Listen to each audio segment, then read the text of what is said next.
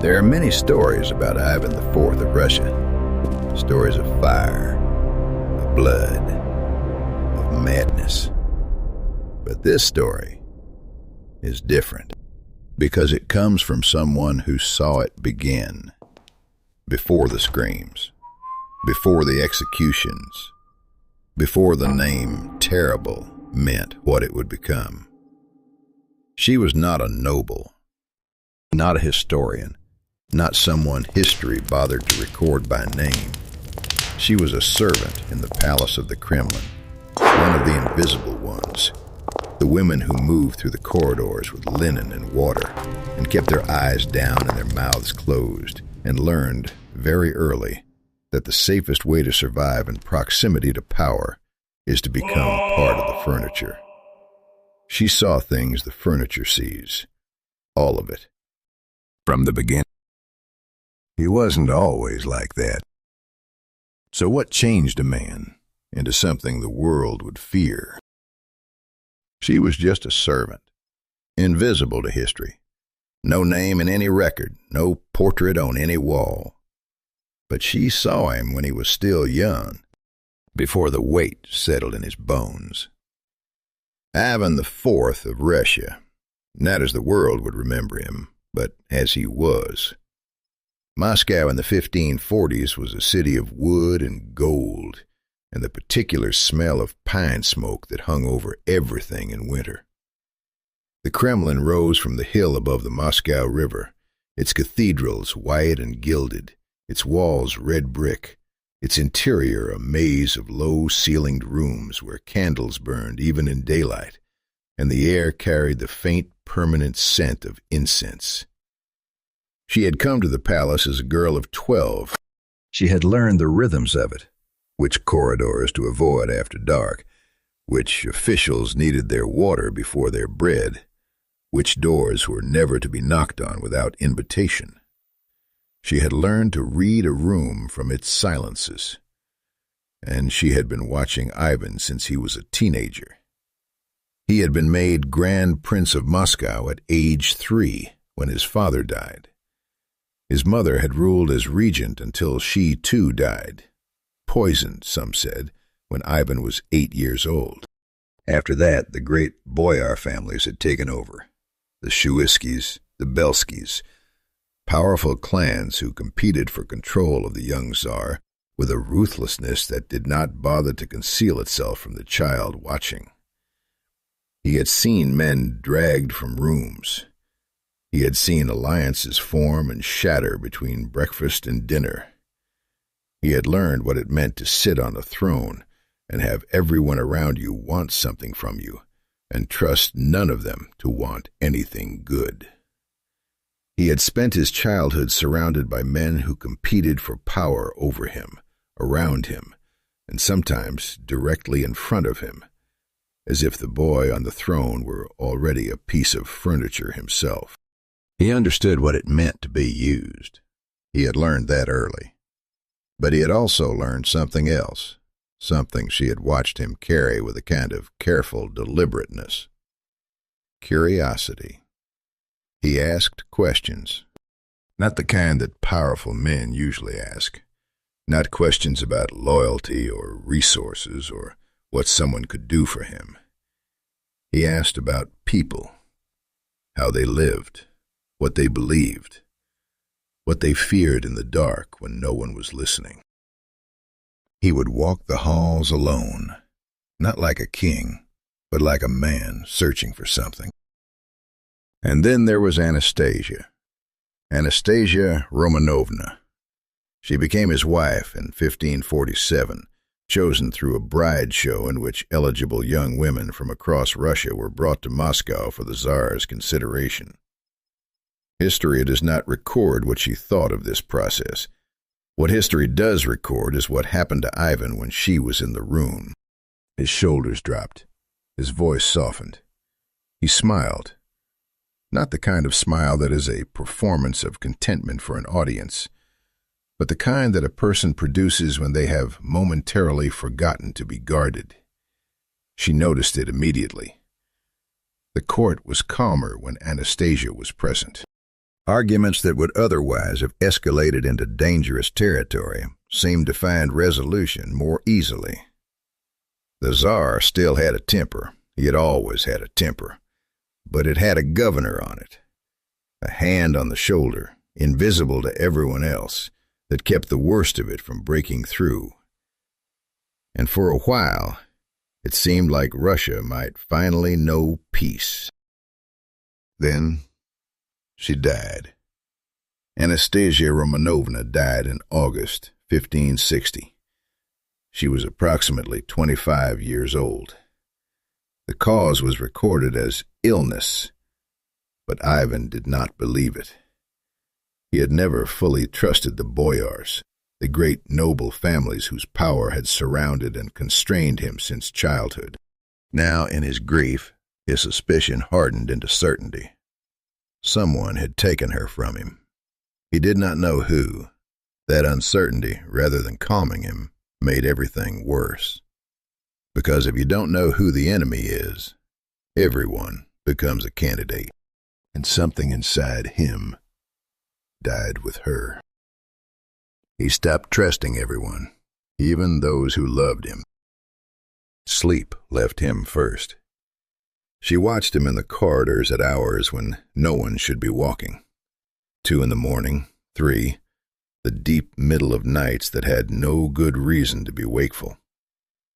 He moved differently in those hours, not searching the way he used to move, more like a man who has already found something and cannot stop looking at it. He began to ask questions again, but they were different now. Not about people, about loyalty. Not about life, about betrayal. He looked at faces the way a man reads a document he suspects has been altered, looking for the seam, the place where the truth has been replaced with something else. The boyars who had served him for years found themselves studied in this new way. Old allies became uncertain quantities. Men who had done nothing wrong began to feel, with an accuracy that was almost prophetic, that they had been placed in a category that would eventually require action. A misplaced word could do it, a delayed answer, a look that lasted a second too long or a second too short. Small things. Too small for what came next. It didn't happen all at once. There was no single night when Ivan the Curious became Ivan the Terrible. No date to mark in a calendar. No decree that announced the transformation. Just a slow turning. Almost invisible. Until one day there was no turning back. That's what made it terrifying. In December of 1564, Ivan did something no one expected. He left Moscow, not on a military campaign, not on a pilgrimage. He packed his treasury, his icons, his personal guard, and his family, and he left the capital without explanation, traveling to a small fortified monastery called Alexandrovskaya Sloboda, about 60 miles northeast of Moscow. And then he sent back 2 letters, one to the boyars, the church, and the nobility, accusing them of treason, of corruption, of betraying Russia throughout his reign. He announced he was abdicating, leaving the throne. The second letter went to the common people of Moscow, explaining that his quarrel was not with them, only with their treacherous rulers. Moscow came apart.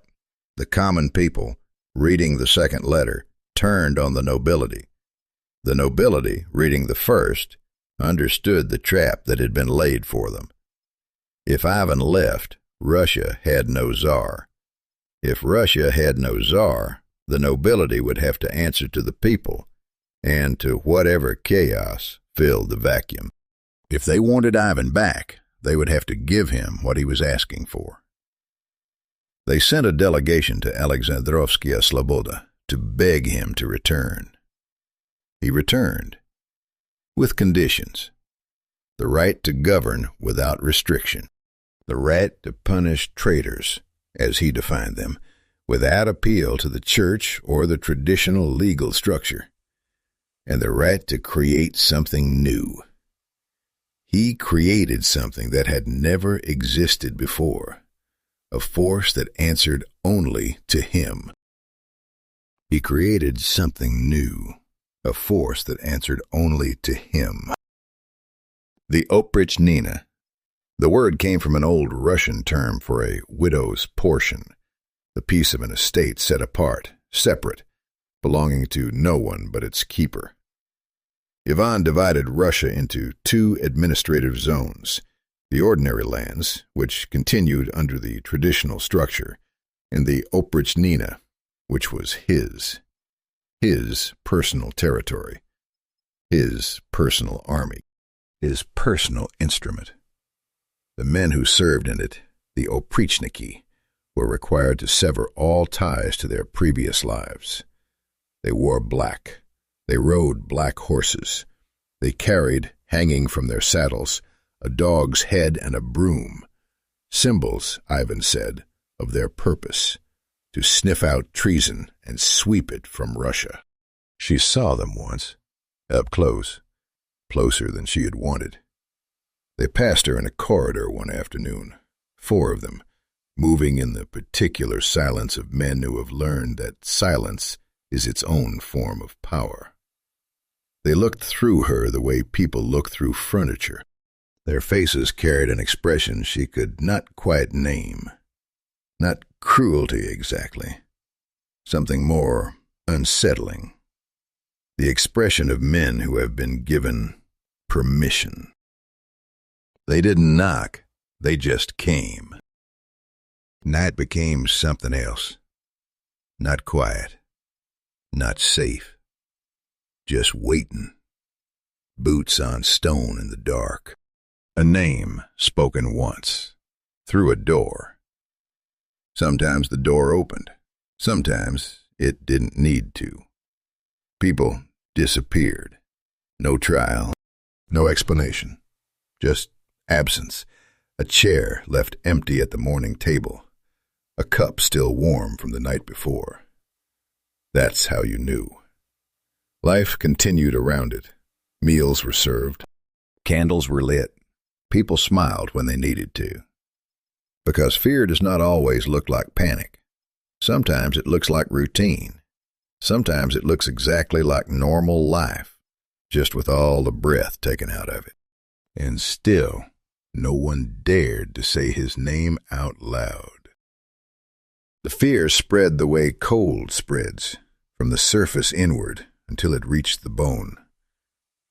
It began in the palace, then moved through the court, then into the streets of Moscow, into the houses of the nobility, into the merchant quarters, into the homes of ordinary people who had never done anything that could reasonably be called treason, and who understood with growing clarity that this might not protect them. Because the Oprichnina did not require guilt, it required accusation. And accusation required only someone willing to make it. Neighbors began to speak carefully around other neighbors. Friends measured their words before speaking. Families lowered their voices behind closed doors. Because doors, it had become clear, did not provide the protection they used to. They hid you until someone decided to open them. And someone always did. Fear became the law. Silence became survival. You stopped asking questions because answers could kill you. She had learned to speak without speaking. A glance, a pause, a sentence that stopped one word before the dangerous one. She had learned to read the room in the new way, not for mood, as she had done when she was young, but for threat. Who was watching whom? Which silences were safe and which were loaded? In 1570, Ivan turned on Novgorod. Novgorod was one of the oldest and proudest cities in Russia, an ancient trading city, wealthy, with its own traditions and its own sense of itself that had never sat entirely comfortably with Moscow's authority. Someone told Ivan that Novgorod was planning to defect to the Polish-Lithuanian Commonwealth. There is no credible historical evidence this was true. Ivan went anyway. What followed lasted 5 weeks.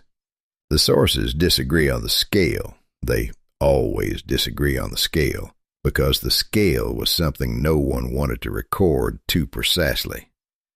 What they agree on is that thousands of people died. Some accounts say 3,000.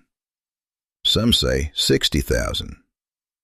The Volkhov River, which ran through the city, ran with things that the chroniclers described carefully in the passive voice, as if naming the agent directly was still too dangerous, even years later. The bells of Novgorod, great iron bells that had rung for centuries, the voice of the city itself, were taken down from the churches and transported to Moscow. A city does not need to be destroyed to be erased. You can take its voice. The massacre at Novgorod did something to the country that was different from everything that had come before. It was not an execution of a named traitor, which could be understood within the logic of power, however brutal. It was not a purge of a specific faction, which could be rationalized as political necessity.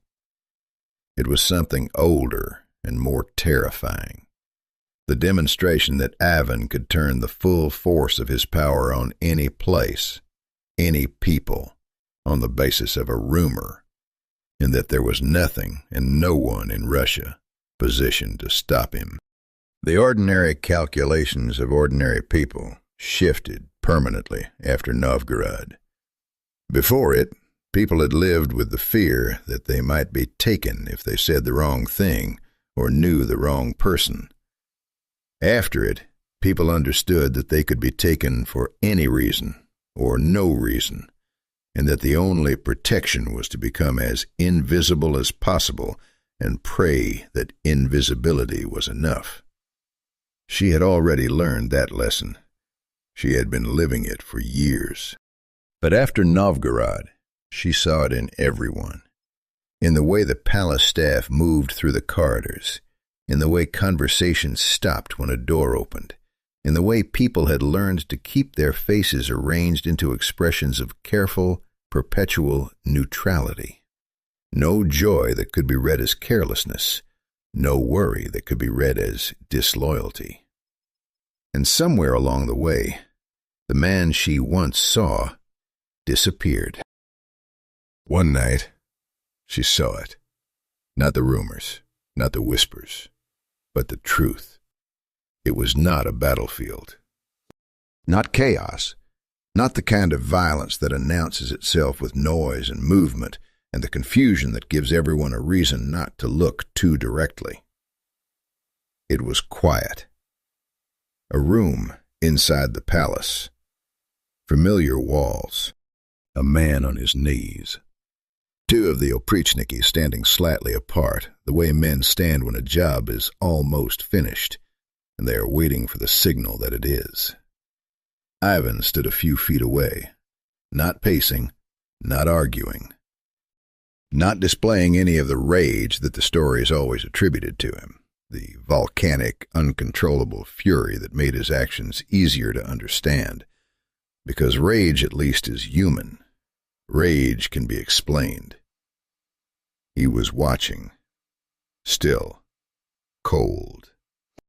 The expression on his face was the expression of a man observing something that is proceeding exactly as planned. The man on the floor said something, too quiet to hear across the room. Maybe a plea, maybe a name, maybe something so ordinary, a wife's name, a child's name, that it would have been unbearable to hear clearly. Ivan made a gesture, small, almost careless, the kind of motion you use to indicate you're finished with a document and someone can take it away. And it was over. He smiled. Not wide, not proud, just enough. She stood in the shadow of the doorway and did not move for a long time afterward. She had been looking for something in his face, the thing that would make it comprehensible. Regret, doubt, a flicker of the man who used to walk the halls at night looking for something he couldn't name. Anything human. She found none of it. That was the moment she understood. Not slowly, not over time. All at once, like a door closing. The man who had listened, the man who had wondered, he was not gone. He was still there. And that's what made it worse, because this was also him. The monster was real. She lived. That's what people would call it, survival.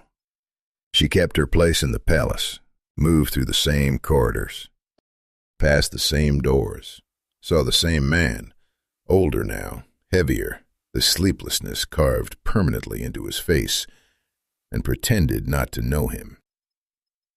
She had tried, once, a quiet sentence to someone she thought might listen, a careful half-warning framed as a question so it could be denied if repeated. The person she told had looked at her for a long moment and then looked away, and the conversation had ended there and never been resumed. She understood.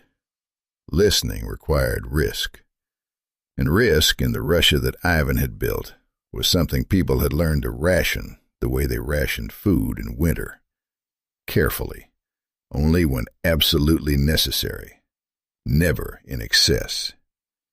She had watched a country learn to edit itself, not just its words, but its thoughts, because thoughts, if they stayed in your head long enough, had a way of showing in your face, and faces were being read now, constantly, by people whose job it was to read them.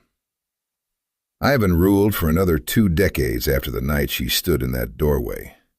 In 1581, in a fit of rage over a dispute that the sources describe in different ways, he struck his son and heir with an iron-tipped staff. The blow was not meant to kill, but it did. Ivan held the dying young man for hours, weeping, calling for doctors, unable to accept what his own hands had done. The son died. Ivan lived with it for 3 more years before dying himself in 1584 at 53. He died playing chess by some accounts, simply stopped mid-game, and was gone. The Oprichnina had been formally dissolved years earlier, officially declared to have never existed, as if the machinery of terror could be unmade by refusing to name it. The men who had served in it dispersed back into ordinary life.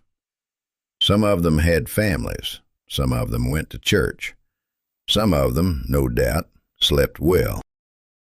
Some things are too dangerous to remember out loud. She lived. She endured. She kept what she had seen in the place where she kept things that could not be said. And one day she was old, and one day after that she was gone, and the things she had witnessed went with her, leaving no record, no document, no name attached to the knowledge. Only the absence, the space where a witness used to be. History remembers him as terrible. Ivan IV of Russia, the name that stayed, the story people tell. But perhaps the most terrifying part is not what he became. It's how quietly it all began.